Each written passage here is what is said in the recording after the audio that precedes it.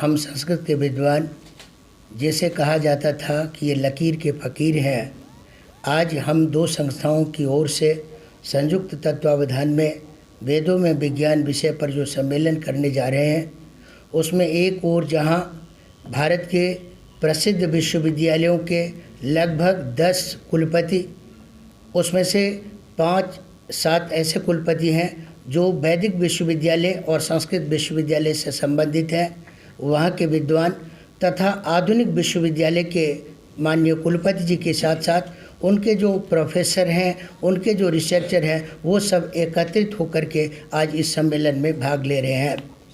लोग पहले कहा करते थे कि वेद, पुराण और ये संस्कृत भाषा केवल कर्मकांड की भाषा है, परंतु ये भ्रांतियाँ हमारे केंद्रीय विश्वविद्यालय के द्वारा इस भ्रांतियों को दूर कर दिया गया है।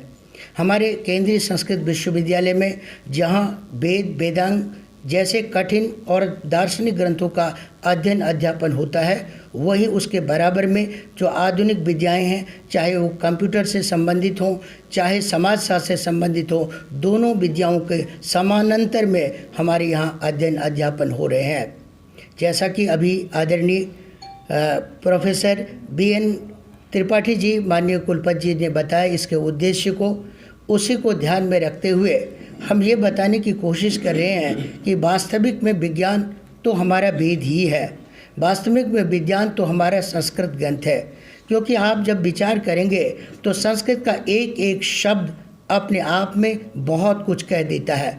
मैं एक शब्द की चर्चा करूं, जल। जल में 2 शब्द है। जो पहला अक्षर है ज, वो बताता है जायते जस्मात् तज्जलम, अर्थात जहाँ से सृष्टि की उत्पत्ति होती है वह जल है। और दूसरा अक्षर ल है जो लय का सूचक है, और वो बताता है कि अंत में सृष्टि जिसमें विलीन हो जाती है वो जल है। आप सूर्य की चर्चा कर रहे हैं। वैज्ञानिक कह रहे हैं कि सूर्य स्थिर है, पृथ्वी चल है, परंतु हमारा वेद कहता है सूर्य गतिमान है।